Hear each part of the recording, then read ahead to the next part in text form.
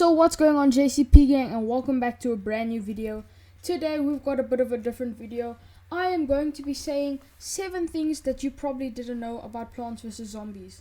So I have a Plants vs Zombie series going on my channel, and I've been playing offline on a different account, and I've figured out a few stuff that I did not know, and that will definitely help me in my series. So at number 7 we've got the flower pot. So when you get the flower pot on the roof level, or the roof map I should say, and I thought that it could only be used on there because you got it there. But no, you can actually put it on any other map and actually put a plant on top of the flower pot. So it's not really very interesting because you're basically paying 25 more suns to use it. But it's just something good to know for the future, I guess. At number 6, we've got the sun shroom. So when you start the nighttime, you get something called a sun shroom. So basically, it's the sun producer of the nighttime, but you can still use a sunflower. So you might be asking yourself, maybe I should just put in the sunflower and not the sun shroom, because the sunflower gives 25 sun, while the sun shroom gives 15 sun, when it's small at least. So the answer to that question is no.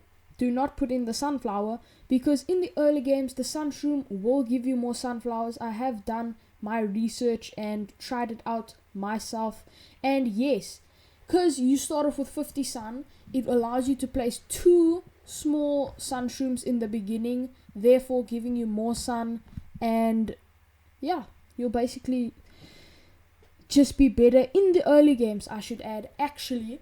Because if you put in the sunflowers, if you're playing like a long game, survival night hard, I know, you might be wanting to put in the sunflower, because then you can upgrade it to the twin sunflowers and therefore getting more sun than if you had the sun shroom. So it depends. In the early game, definitely choose the sun shroom over the sunflower. And at number 5, we've got the doom shroom explosion. So obviously, if you've been playing the game, you should know that the doom shroom explodes and leaves a crater under it, basically. So you can't place anything in that crater, and it regens over time until it's ready, and then you can plant again. Now, something I figured out recently is that you can place a doom shroom on the water, obviously on a lily pad of course, but then it also forms a crater in the water.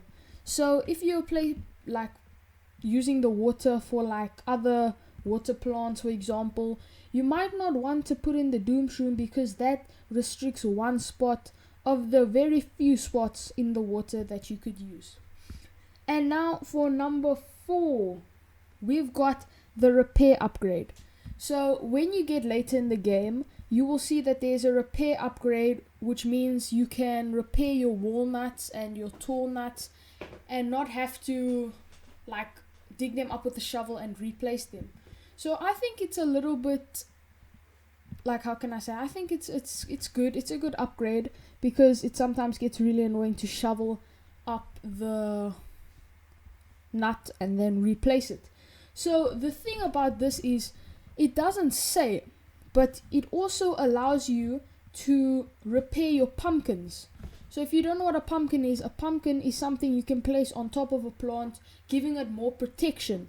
And I think it's really good, because there's some plants that you want to protect, like in the water, for example, and you can't just place a tall nut in front of it. It's a little bit of a long story. I can't explain it now. But yeah, it doesn't say that you can repair a pumpkin, but you can. And now on to number 3. We've got puff shroom, which is the night plant that costs 0 sun. So something about the puff shroom is, even if you're on a day map, for example, because if you're on a night map, you're probably going to put in the puff shroom because of how OP it is. But on a day map, you might be like, oh, why would I put in a puff shroom, because it's just going to be asleep and it won't help me. But the thing is, if you just have an extra slot, it could actually really, really help you. I'm not even joking. I use it all the time. Not really, but I do use it a lot in my spare time when I play my games, because it provides decent stalling. So you've got a zombie that just came out and you want to keep placing sunflowers so you can keep getting more suns, and you don't want to use the plant an attacking tower yet. So you just plop down a puff shroom, the zombie has to eat it, and then after it's eaten, it walks like another block, and then you can plant it again, and you can keep on stalling it, which is really OP. And on to number 2, we've got the spike weeds and the spike rocks. So we all know spike weeds are pretty good. They can stop zombies. They just do good damage for bundled up zombies. But if you just spend another 125 suns for its upgrade, the spike rocks, it is probably the second most OP item in the game. You know, maybe I shouldn't say that, but I really want to, because the spike rocks are so OP, because it can kill a zombie and still be alive.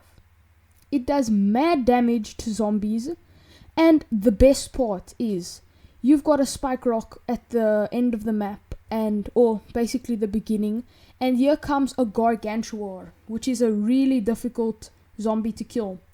That spike rock will stall that gargantuar for a long time. You know, a gargantuar normally just takes one hit and kills kills the plant in front of it. The spike rocks, I haven't done the research, but it does take a couple of shots from the gargantuar, which gives you time to kill it with your other plants.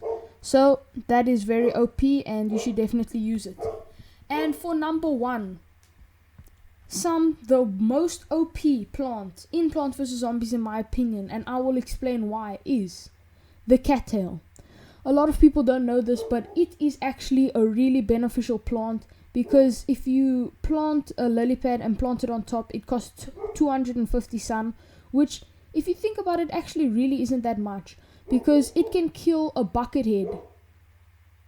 If the buckethead starts walking out and to the lawnmower, it can kill a buckethead in that time that it walks by, which is actually really, really good if you think about it, because normally you need like a snow pea and a normal pea shooter, something like that. But now you can take it out really easily, and some more benefits are, if you have something like a digger zombie or miner, I'm not 100% sure what it's called, it will pop up at the back, and you might not have your pea shooter to shoot, you know, that split pea, that's what it's called, to shoot it. You might have forgotten to put it in. Then you just plop down a cattail and it will shoot it at the back. Like, that's really cool. So you don't even need a split pea anymore. Another benefit of it is the balloon zombies. It will pop the balloon of the balloon zombies. So you forget to put on your cactus or your blover, just plop down a cattail and there's no worries. So those are 7 things you probably didn't know about Plants vs Zombies. Comment down below if you didn't, or the ones that you did know, and also comment down below if you liked the video by dropping a like, and just saying if you want more of these type of videos. Thank you guys for watching. Like and subscribe, and yeah, peace.